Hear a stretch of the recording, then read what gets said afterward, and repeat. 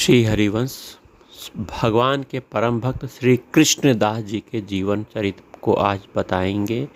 दिव्य घटनाएं जो आपने कभी नहीं सुनी होगी। भक्त चरित्र को सुनने से भगवान के चरणों में भक्ति बढ़ती है। हमारी भक्ति निरंतर बढ़े, हमें ऐसा प्रयास करना चाहिए। तो चलिए श्री कृष्णदास जी के जीवन चरित्र को सुनते हैं। राधा वल्लभ श्री हरिवंश। श्री कृष्णदास जी का जन्म संवत 1553 में गुजरात प्रदेश के अहमदाबाद जनपद में चलोतर नामक गांव में हुआ था। वे कुनबी कायस्थ थे। 5 वर्ष की अवस्था में ही भगवान के लीला कीर्तन भजन उत्सवों में सम्मिलित होने लगे थे। बाल्यावस्था से ही बड़े ही सत्यनिष्ठ निडर थे। जब वे 12 साल के थे, उनके गांव में एक बंजारा आया। उसने माल बेचकर बहुत सा रुपए जमा किया। कृष्णदास के पिता गांव के प्रमुख थे। उन्होंने रात में उसका रुपया लुटवा कर हड़प लिया।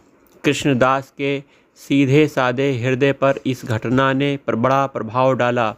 उन्होंने अपने पिता के विरुद्ध बंजारे द्वारा न्यायालय में अभियोग चलाया और उनके साक्ष्य के फलस्वरूप बंजारे को पैसा मिल गया। वे घर से निकाल बाहर किए गए और तीर्थ यात्रा के लिए चल पड़े।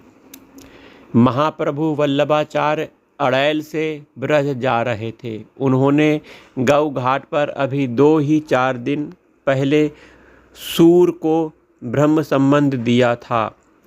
महाप्रभु ने मथुरा के विश्राम घाट पर युवक कृष्णदास को देखा। देखते ही समझ गए कि बालक बड़ा संस्कारी है। उन्होंने प्रसन्नतापूर्वक उनको दीक्षित कर ब्रह्म संबंध दिया। आचार्य से मंत्र प्राप्त करते ही उन्हें संपूर्ण भगवत लीला का स्मरण हो गया। आचार्य ने उनको श्रीनाथ जी के मंदिर का अधिकारी नियुक्त किया। उनकी देखरेख में श्रीनाथ जी की सेवा राजसी ठाठ से होने लगी।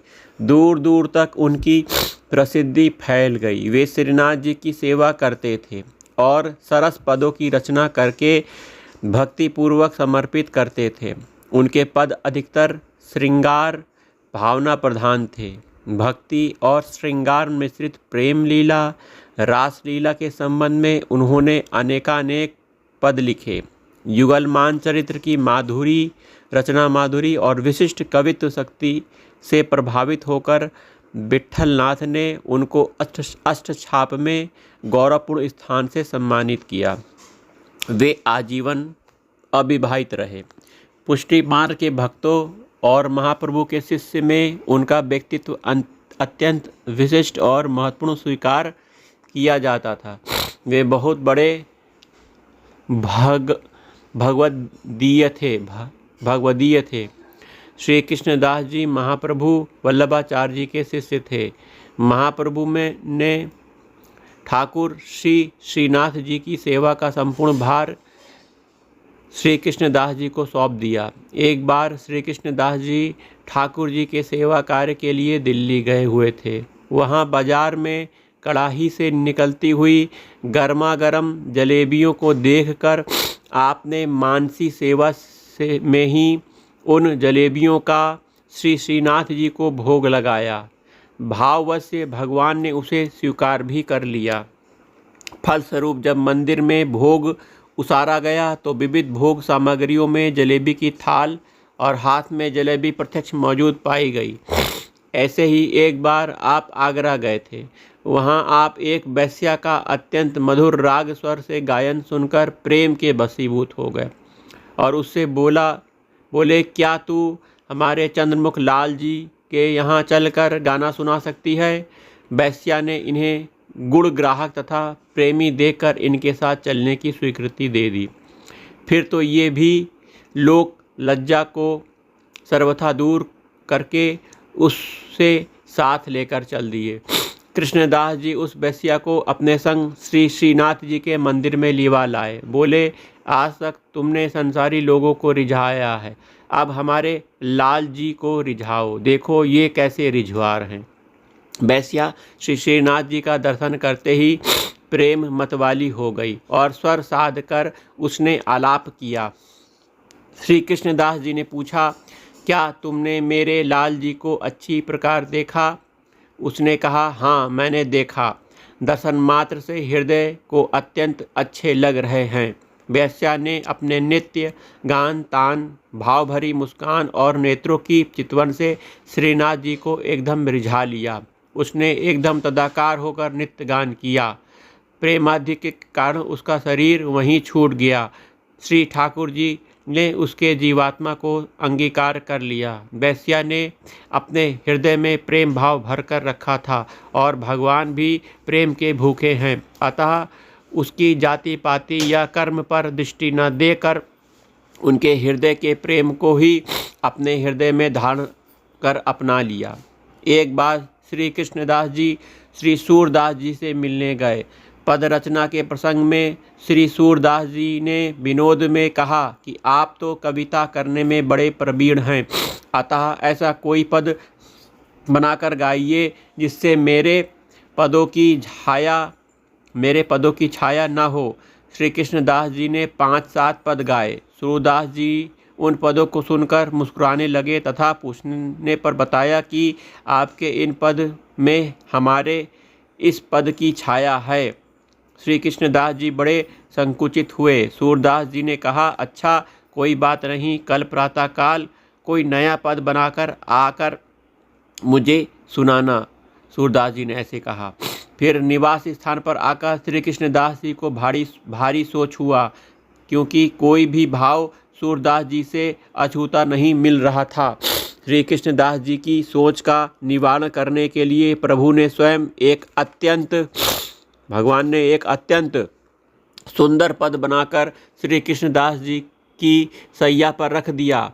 तब चिंता में निमग्न श्री कृष्णदास जी सैया पर पौढ़ने गए तो सिरहाने श्री प्रभु के कर कमल से लिखा हुआ पद पाया। फिर क्या था, प्रातःकाल होते ही श्री कृष्णदास जी पुनः श्री सूरदास जी के पास आए और उनको पद सुनाया। सुनकर सूरदास जी बड़े ही सुखी हुए और साथ ही यह जानकर कि यह पद श्री कृष्णदास रचित नहीं हो सकता, ये तो श्रीनाथ जी ने बनाया है। सूरदास जी ने इसे ठाकुर जी का पक्षपात बताया। श्री ठाकुर जी के इस पक्षपात पर सूरदास जी रूठ गए। उन्होंने मंदिर में कीर्तन की सेवा बंद कर दी। तब श्री ठाकुर जी ने उन्हें मनाया। फिर तो भक्त और भगवान के हृदय में परस्पर प्रेम रंग छा गया। जीवन के अंत समय में श्री कृष्णदास जी फिसल कर कुएं में गिर गए और उसी में इनका शरीर छूट गया। यद्यपि भजन के प्रताप से आपको तत्काल दिव्य देह की प्राप्ति हो गई, परंतु लोगों के मन में अकाल मृत्यु की आशंका थी। इस आशंका से रसिक जनों के मन में दुख हुआ।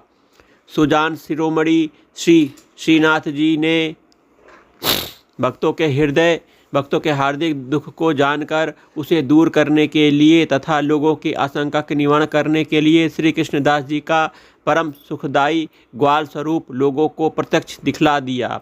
श्री गोवर्धन जी की तलहटी में कुछ ब्रजवासियों को देखकर दिव्य देहधारी श्री कृष्णदास जी ने कहा कि आगे श्री बलदाऊ जी गए हैं, उन्हीं के साथ साथ पीछे पीछे मैं भी जा रहा हूँ। आप लोग श्री गुसाई विट्ठलनाथ जी से मेरा प्रणाम कह देना। तदुपरांत श्री कृष्णदास जी ने पृथ्वी में गड़े हुए धन का पता बताया जो इन्होंने पूर्व शरीर से सुरक्षार्थ पृथ्वी में गाड़ दिया था। ब्रजवासियों ने आकर श्री कृष्णदास जी का वृत्तांत गोसाई विट्ठलनाथ जी से निवेदन किया। पुनः निर्दिष्ट स्थान को खोदा गया तो वहाँ धन भी मिला। इससे सबको विश्वास हो गया कि निश्चय ही इन ब्रजवासियों को श्री कृष्णदास जी मिले थे। तथा दूसरी बात यह है कि श्री कृष्णदास जी की अधोगति नहीं हुई, वे भगवान की नित्य लीला में सम्मिलित हो गए।